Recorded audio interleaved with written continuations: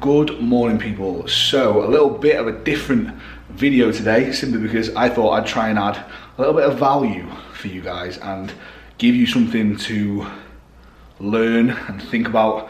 So what we're going to do today is we're going to go through my current push workout from home. So that is where the current sessions go down, and I'm just going to run through the whole session, the reasoning behind it, all that kind of stuff, and just kind of enlighten you into what and why I'm doing things, and hopefully give you a little bit to learn from and a little bit of value, because that's something that I would definitely want to start doing more in these sessions, is actually giving something to take away from the session. So yeah, we're going to do that. I've kind of just done everything that I would normally do this morning. About to get my sups in. Always every morning get all the sups in.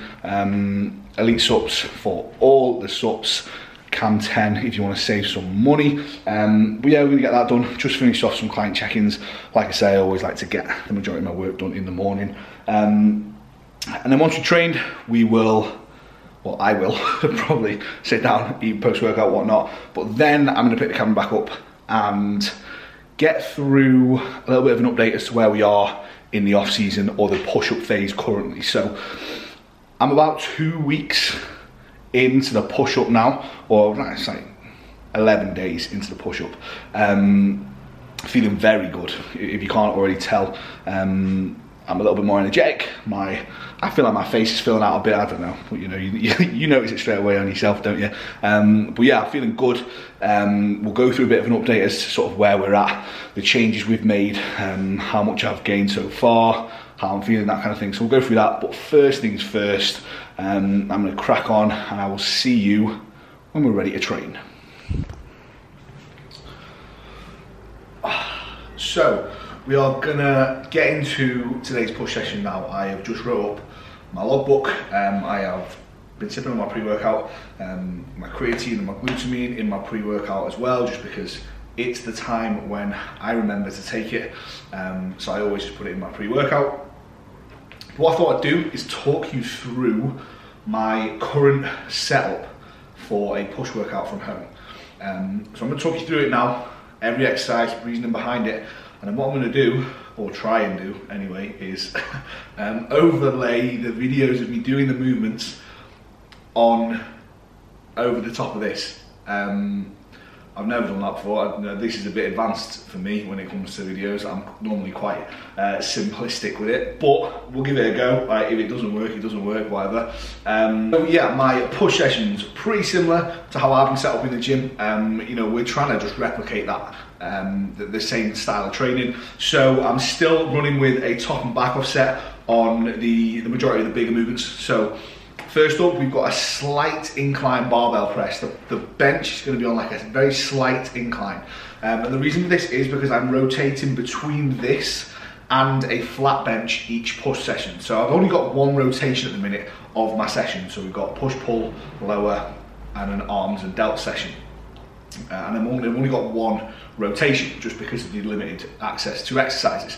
But what we can do is rotate movements out that we do have a different option for, and we do have kind of a little bit more remit to not want to stall so quickly. So on things like a bench press, a squat, a bent over row, and RDL, I'm rotating those out of the sessions for other things, just to not let them get stale too quickly.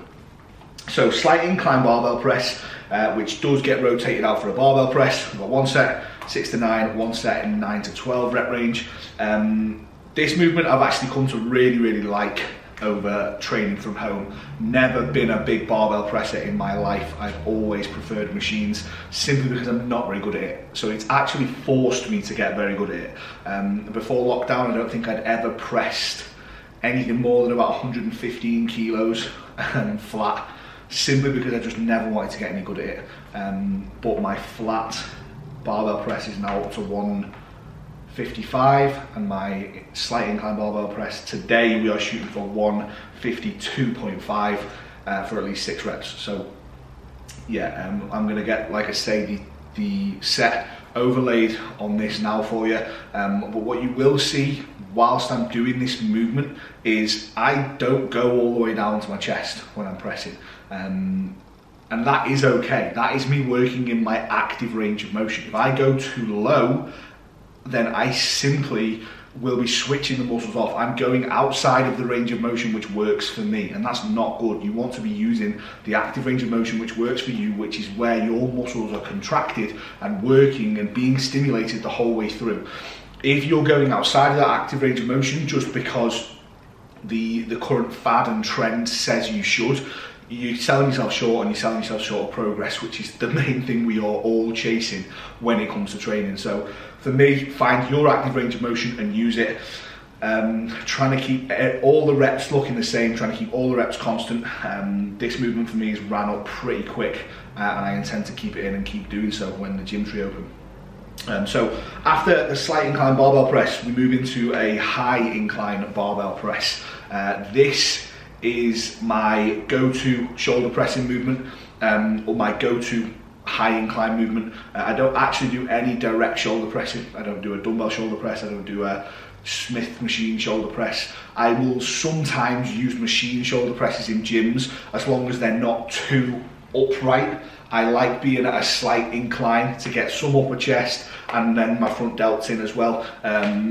For me, my mobility, the ranges of motion that a straight up shoulder press takes you through, I don't see the benefit, if I'm honest.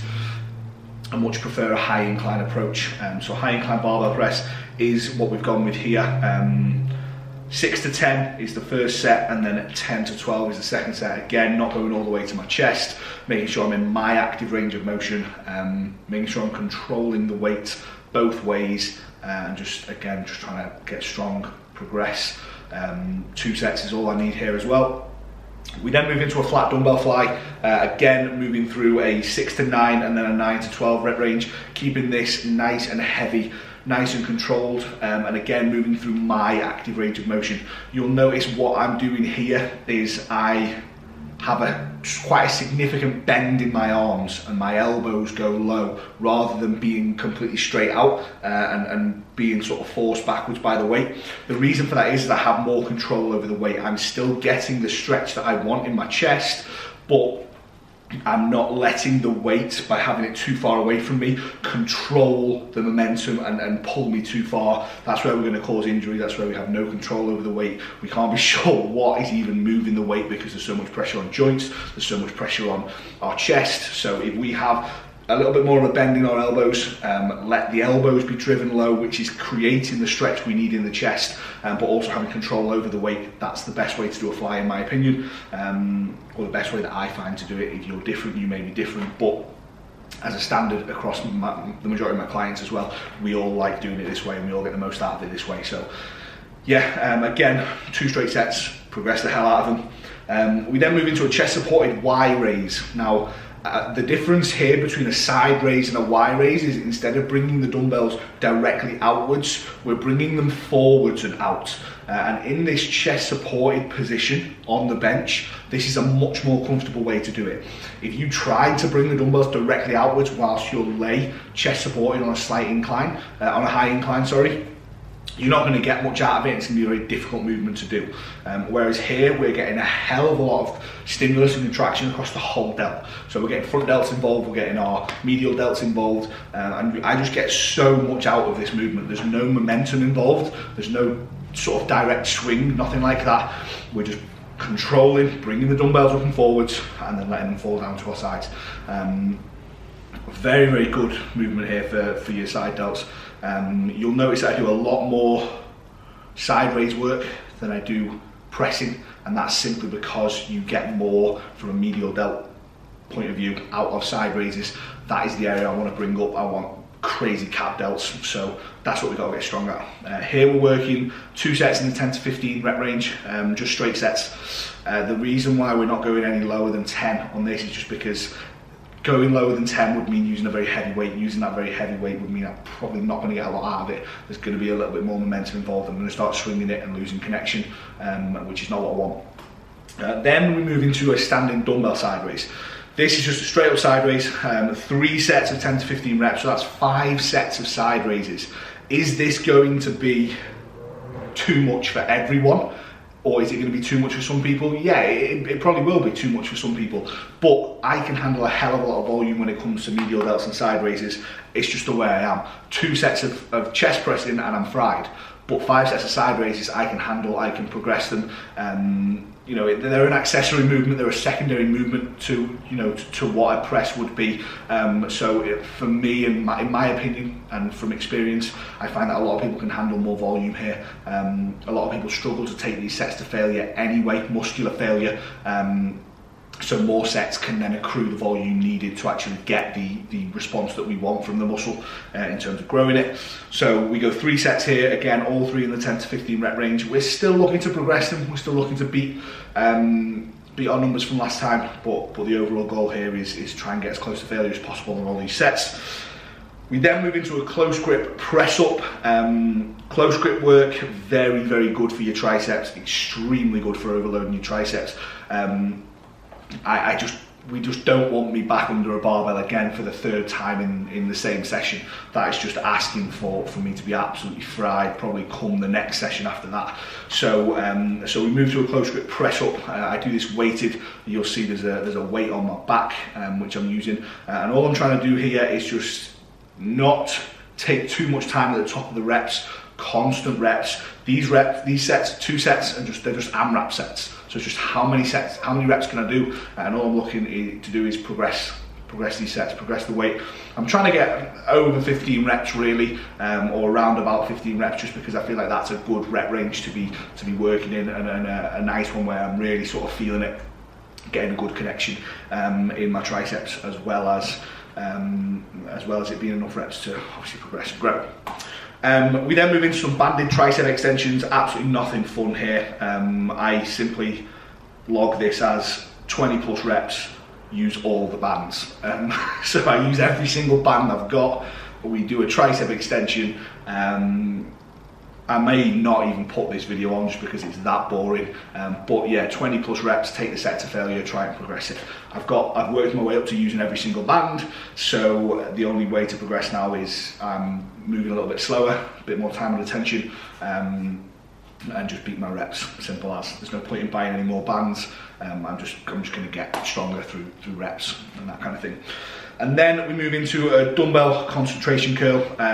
Yes, I put biceps on the end of my push sessions. Why? Because I don't do them on the end of my pull sessions. Pull is directly focusing on back and rear delts. The reason for that is just because I can fit them onto the end of this session. It then gives us a little bit more room to put a little bit more volume into back and rear delts on my pull sessions, and because I have a designated arm day in this rotation anyway, or arms and delts, I'm picking up volume there for biceps as well, so there's no need to put them on the pull day.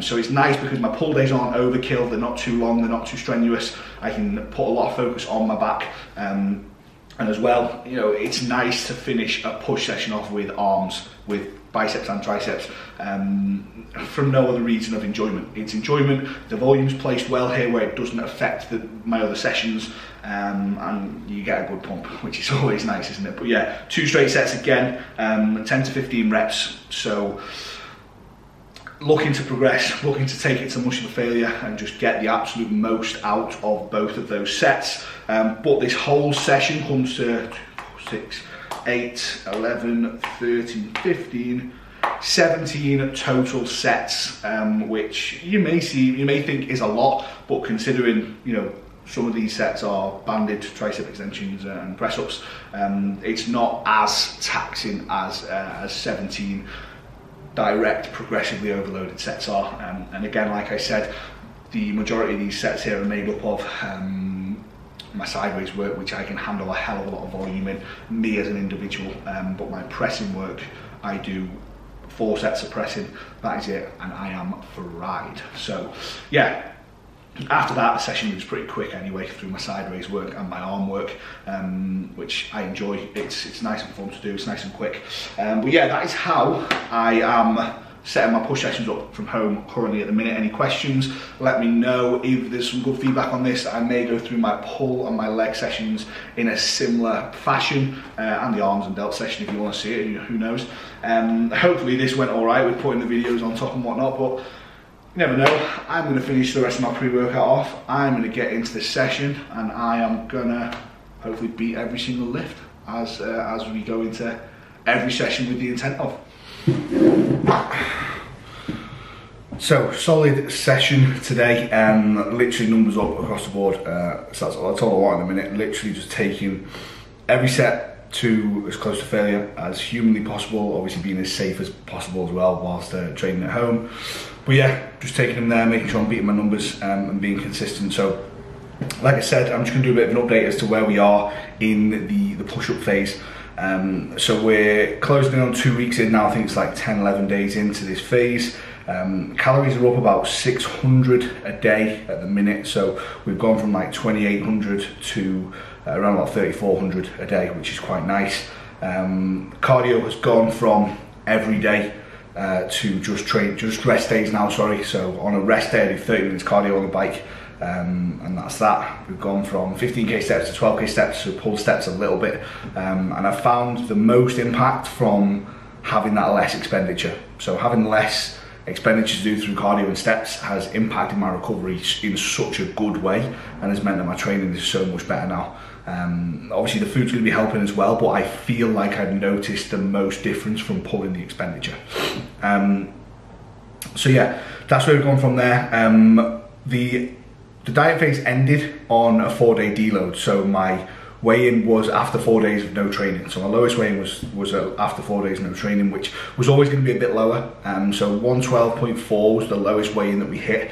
I'm currently 114.2, so nearly 2 kilos up, but my weight would have gone up regardless, just getting back into training again. Obviously we've made some drug adjustments as well, which will have kind of swayed scale weight a little bit and affected it to begin with in this phase, but I'm not too worried. Scale weight isn't the goal anymore.